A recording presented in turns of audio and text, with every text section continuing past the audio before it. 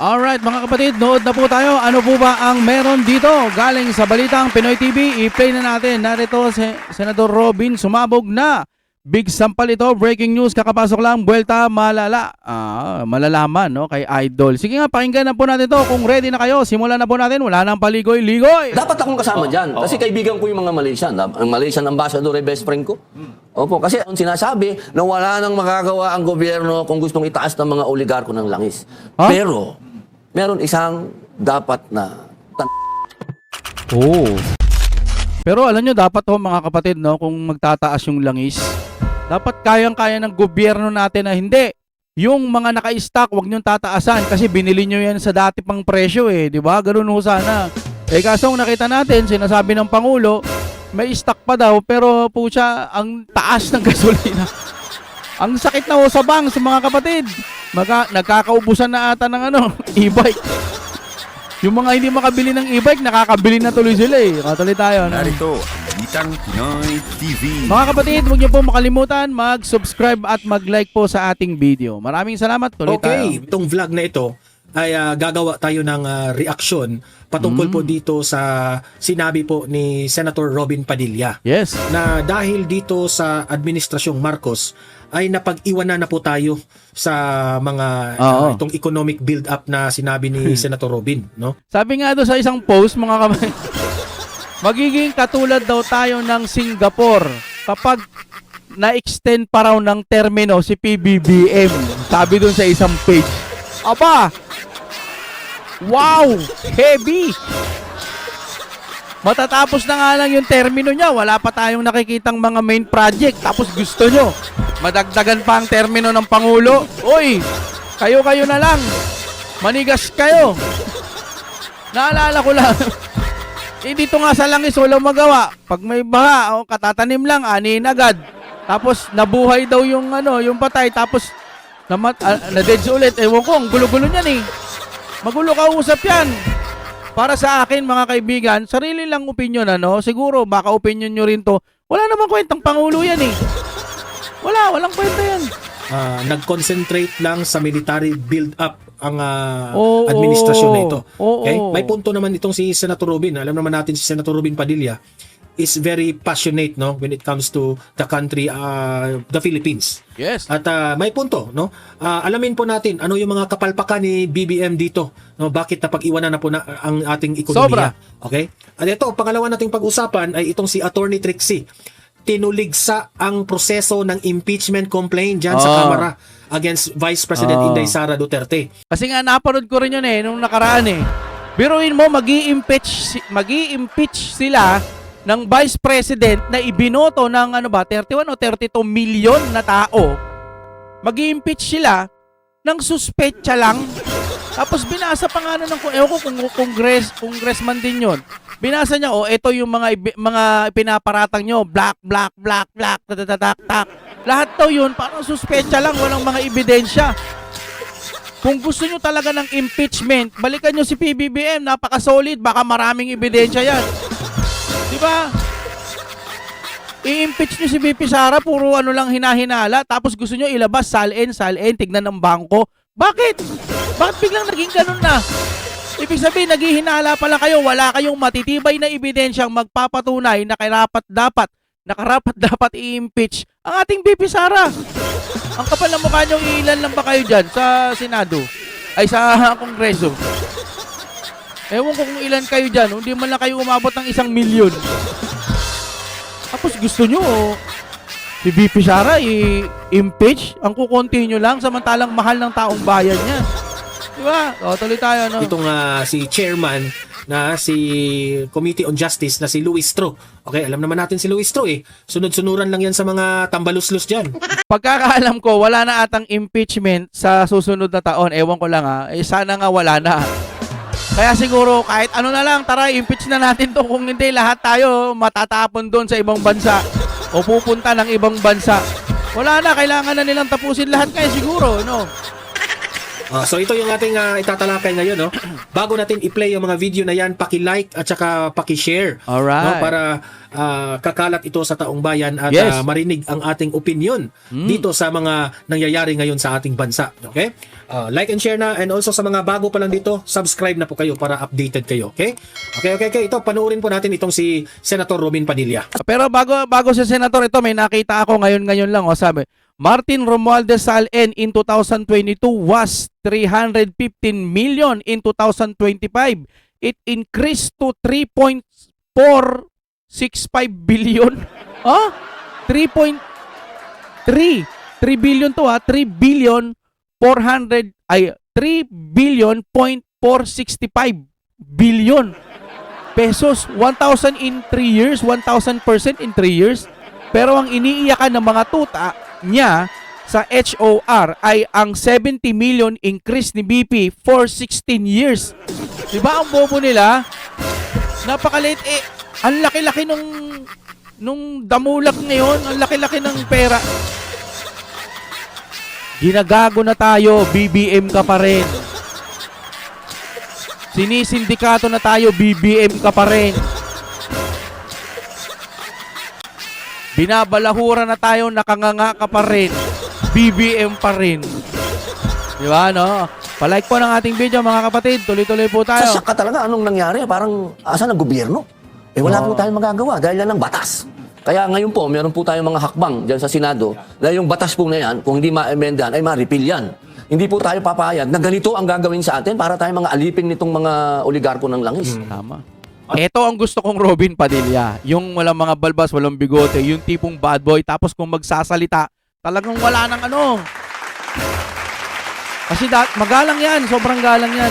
Pero gusto ko yung talagang ano, yung hindi na nagpipigil. Bad boy kung bad boy. Tsaka, Senator, yung gusto ding suspendihin yung excise tax, kayo pumapabor din ho ba noon? Opo, tayo po co-author din po niyan. Pero ang masasabi ko lang po, makakatulong po ito. Definitely. Makakatulong po yan. Lahat po yan. Pati po yung VAT. Gusto din namin tanggalin yan. Medyo kumokontra pa ang administrasyon. Pero dapat tanggalin din muna yan. Suspendin muna. Pero lahat po yan, may maitutulong. Totoo. Pero maliit. Maliit lang po yan. Ilang percent lang po yan. Opo. Ang gusto natin, yung hindi band-aid solution. Kasi ang tawag ko dyan, band-aid. Sususpendin mo, ibabalik mo. Yan ang karakas ng administrasyon na ito . Example, Tuloy-tuloy tayo. yung ayuda. Yung ayuda na yan, band-aid solution lang yan.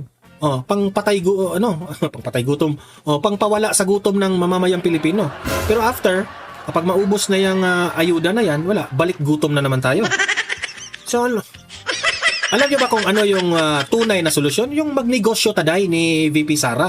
Yun ang tunay na solusyon. Kailangan natin ng tunay na solusyon. At ang tunay na solusyon, uulitin ko po, makapagnegosyo tayo kasama ang mga bansang inisip natin noon ay baka kalaban natin.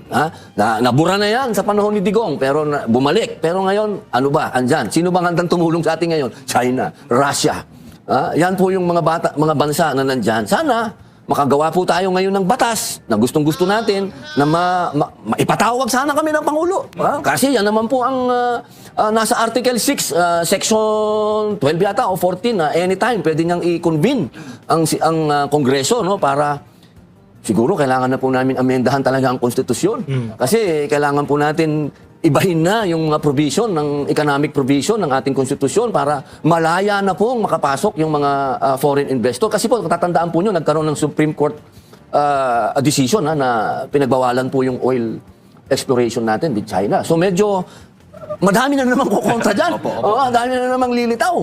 Kaya sana po, tunay na to. Ako number one ako na humihiling sa taong bayan na nasa inyong mga kamay na po ito.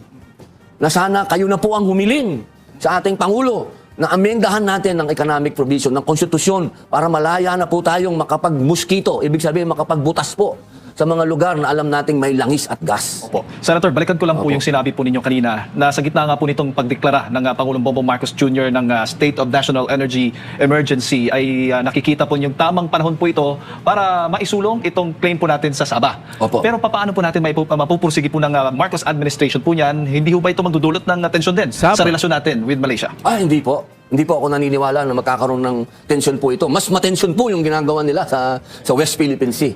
Mas matensyon po yan dahil ang nangyari po dyan, nagkalabasan na ng mga, nagkaputulan na ng daliri, marami na pong nangyari. Ang Malaysia po ay maituturing natin na kamag-anak natin yan. Malay race din po tayo kung matatandaan po ninyo.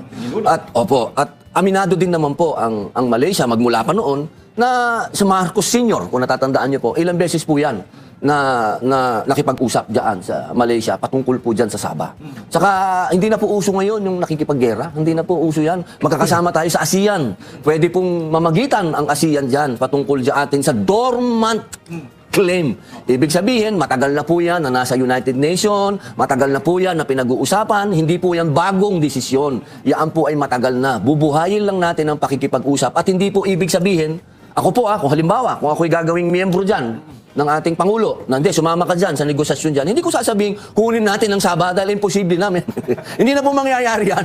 Hindi na rin po papayag yung mga taong nakatira doon. Ang ibig ko lang pong sabihin, ang nais ko lang, magkaroon naman tayo ng party dyan. Kung ano man yung langis na nakukuha dyan, anggihan naman tayo. Oo, hindi naman ibig sabihin na lulusubin natin, amin na yan. Hindi na po mangyayari yan sa makatotohanan ng pag-uusap. Oo, kasi yun din sanang sunod kong natanong sa inyo, Senator, kasi papayag ba yung Malaysia na kunin ng Pilipinas ito sa matagal na panahon, yan talaga yung pinagtatalunan na. Pero ang nakikita po ninyo, sa pamamagitan ng pag-uusap pa rin. Dapat talaga dyan, tama nga yung sinabi dati ni Tatay Digong, joint exploration. Kung sino man yung malapit na bansa dyan, yan talaga ang dapat natin gawin kasi wala nang papayag dyan. Dialogo pa rin. Kung susuluhin lang yan ng isang bansa. With Malaysia, ay makiklaim natin itong Sabah. Opo, alam niyo po, ako po alam naman po ng lahat na ako po ay Muslim. Ang mga kapatid po natin sa Malaysia, Muslim din. At alam din naman po natin na ang magkakamag-anak, ang mga nasa Sabah at ang mga nasa Sulu. Oo, ano po yan relatives. Opo, at hanggang sa mga panahon nito, ay may trade po dyan na nangyayari. Yan po tunay na nagaganap. So wala pong away dyan. Ang kailangan lang natin ay pag-uusap. Buksan ang dormant claim. Ibig sabihin po ng dormant, hindi natin kasi, hinayaan natin matulog. Bubuksan lang po natin. Bubuksan. At saka willing din ho kayo, bukas kayo na, pwedeng kayo mismo manguna. Oo po. Dapat akong kasama dyan. Kasi kaibigan ko yung mga Malaysian. Ang Malaysian ambassador ay best friend ko. Opo. Kasi hindi po away ang gusto natin Correct. Ang gusto natin, kumbaga, Britain tayo Tayo yung magkakamag-anak, buhayin natin yun. At alam ko, hindi madamot ng Malaysia. Hindi po madamot na bansa yan. Hindi po tayo mahihirapang makipag-usap. Opo, Senator, ASEAN chairman po tayo ngayong taon na ito. At tingin po ba ninyo, dapat munang, para makatipid, di muna tayo mag-host o gamit? Actually, yan ang kulang kay BBM Kulang siya sa pakikipagkaibigan ng mga neighboring countries natin. Nakikipagkaibigan daw siya Kaibigan man, pero parang nakukulangan pa rin tayo sa kanyang diskarte. Itin natin itong pagkakataon bilang ASEAN chairman na makipagkaibigan nga, maghanap ng supply ng langis para sa interes na nakararaming Pilipino. Napakaganda po ng inyong mungkahi. Kung ako po ang tatanungin, meron po mga pagkakataon na dapat tayong magtipid. Meron po mga pagkakataon na kailangan din po tayong mamuhunan. Ito po yung mga pagkakataon na hindi natin po dapat ito i-cancel. Kasi ito po yung pagkakataon na makipag-usap po tayong ng derechahan doon sa mga bansang miyembro ng ASEAN. Nakasama po tayong nagtatag. Tandaan po natin, Hindi po maganda na kasama tayong nagtatag ng ASEAN, bigla tayong magka-cancel. Siguro, ang pinakamaganda po niyan, at ginagawa din yan, lalo Singapore, number 1 yan na mahilig tali ng kanilang sintron. Ipakita natin na ang Pilipinas, bagamat siya ang host, kailangan iparamdam natin na nagtali tayo ng sintron. Hindi natin dapat i-cancel, pero mararamdaman nila, kasi may mga ano dyan May mga, alam mo na, medyo yung mga bagay na hindi naman kailangan i-cancel. May mga pasyal-pasyal dyan, boss. Ano na yun? Puro meeting lang siguro. So far, Senator, sa assessment po ninyo sa ginagawang hakbang ng gobyerno laban po dito sa krisis po natin, meron din kayong latest statement na nagpapahayag po kayo ng suporta pa rin sa Pangulong Bongbong Marcos Jr. sa kabilangan ng kabilang mga batikos laban sa kanyang pamamahala. Ano ba yung hugot po ninyo dito? Bakit nasabi po ninyo ito sa kabilangan ng mga ilan sa ating mga kababayan? Marami sa ating mga kababayan ay talagang hindi po kontento sa ginagawa po ng Pangulo. Ay, ako rin po hindi kontento. Ako po yung number 1 na oposisyon. Lalo na po yung mga dating naging desisyon ng ating Pangulo. Ako po talaga naguguluhan sa mga nangyayari. Pero ito pong nangyari ngayon, parang para sa akin naman, hindi naman tayo fair. parang hindi naman niya kasalanan to. Hindi naman siya ang nag-utos na kay Trump na bombahin mo yung Iran. At hindi naman din siya ang nagsabi doon sa mga oligarko ng langis na itaas niyo yung langis. Parang unfair naman na gang up tayo sa kanya. May mga pagkakataon na dapat din ay alam natin ang katotohanan. Ang presidente natin, hindi niya po ligaw siya diyan sa nangyaring atake. Katulad po ng presidente ng UK, Prime Minister ng UK, ang Spanish Prime Minister at iba pang mga bansa. Nagulat din sa ginawa ni Presidente Trump. So, sa usapin ng ginera yung ginera yung Iran, walang kinalaman si Presidente Bongbong po doon. So, alisin natin siya doon. Yung pagtaas ng langis, hindi din po siya kasama dyan. Kasi may batas eh. Yung batas po ng oil regulation ang nagpataas ng mga presyo dahil yung batas na yon sinasabi na wala nang magagawa ang gobyerno kung gustong itaas ng mga oligarko ng langis. Pero, meron isang dapat na tandaan. At nakita ko naman na na-realize na yon ng ating Pangulo na masyado kasi siyang nag-concentrate doon sa military build-up eh. Hindi siya nag-concentrate sa economic build-up natin. Dapat doon po tayo ngayon. At ngayon, mukhang doon na tayo. Di ba, sinabi naman niya na ang direksyon natin maiiba na. So, magandang balita po yun. Yung akin, Ang sa amin lang, Senator Robin, magkatotoo kaya yung sinabi ni BBM? Kasi wala na kaming tiwala sa kanya. Eh ako nga eh. Kung ano-ano nga pinagsasabi niya ni PBBM eh, parang wala naman nagkakatotoo. Ako, di ako naniniwala dyan. Wala na yan. Kung ano-ano pinagsasabi niya eh. Yung dati, naalala niyo yun, si katatanim lang, tapos inani niya agad. Tapos ngayon naman yung nabuhay, tapos biglang namatay. Wow! Hirap talaga mapagtripan ng bangag, no? Ako, di ako naniniwala na dyan. Wala akong ano dyan. pag merong palpak, banatan natin. Oposisyon tayo eh. Pag meron namang mabuti, purihin naman natin. Hindi naman ibig sabihin May point naman si Robin. Purihin natin kung meron. Oo, kung meron. Kaso puro lang salita yan eh. Si PBBM, wala. Ganito tayo, ganito, ganyan. Ganito, ganyan. Pero nararamdaman nyo ba? Wala. Kasi nga kaya tayo ganito ngayon. Kaya tayo naguhusga na ngayon. Kasi nga, siya rin eh. Sarili niya rin kagagawan yun eh. Diba? Bakit? Ba't sarili niyang kagagawan? Nilalaglag niya sarili niya eh. Kung ano-ano mga pinagagagawa niya na puro kapalpakan. Kaya tuloy yung mga tao, wala nang tiwala sa kanya. Magandang nagawa si Bangag. Pero para kasing napobia na kami sa mga sinasabi niya na hindi nagkatotoo. Oo. down mo yung tao. Ako ini-encourage ko ang Pangulo ngayon na gawin niya yung sinabi niya. Yun lang. Maganda ho yung sinasabi nyo. Ka Robin Padilla naming mahal. Pero ako, wala akong tiwala dyan. Kahit ano pang sabihin yan, wala na. Mahirap yan. Ikaw nga, gusto nyo bang paniwalaan yung katatanim lang tapos anihin agad? Nabuhay daw yung nurse or caregiver tapos biglang namatay ulit. Nabuhay. Wala na yan sa katinuan at marami pang iba. Sabi niya yung sa bigas, etc. Kung ano-ano pa man. Flood control, 5,500. Tapos puro ghost project. Sabi niya meron naman daw. Na-overwhelm lang, etc. Kung ano-ano pa. Tapos hinawakan niya yung mga yung hollow blocks, durug-durug, di naman. Ngayon, may nakulong ba? Sabi niya, bago magpapasko sa kulungan, wala naman nangyari. Ka Robin Padilla, love na love ka namin, pero wag ka nang maniniwala dyan kay BBBM. Budol-budol yan, in-scam tayo yan. Ang ibig ko sabihin, mga kapatid, pinaasa tayo yan.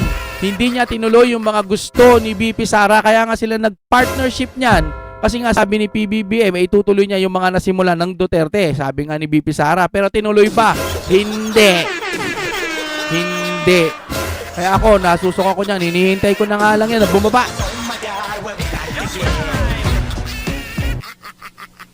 Hoy, huminto.